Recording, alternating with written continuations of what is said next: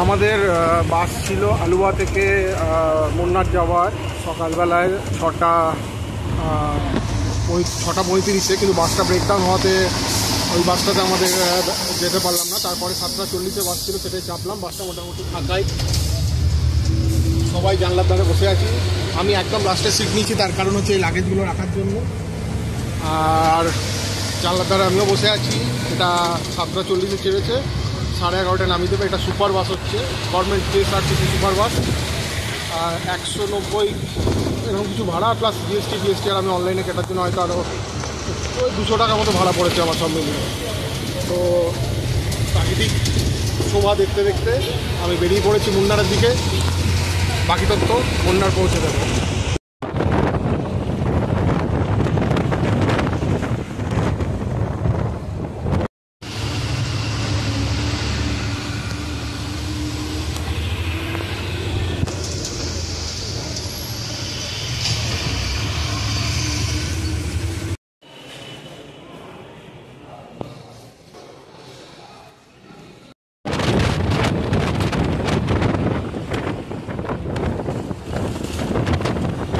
আমরা এগিয়ে চলে এসেছি মুন্নারের দিকে।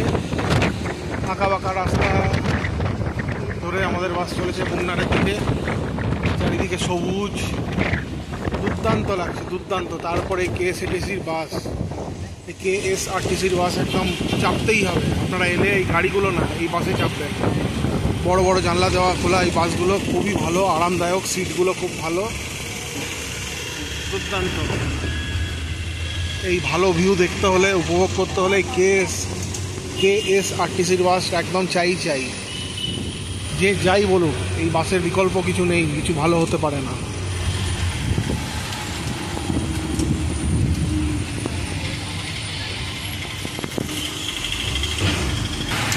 আমাদের বাসটা এবার পাহাড়ের উপরে যাচ্ছে।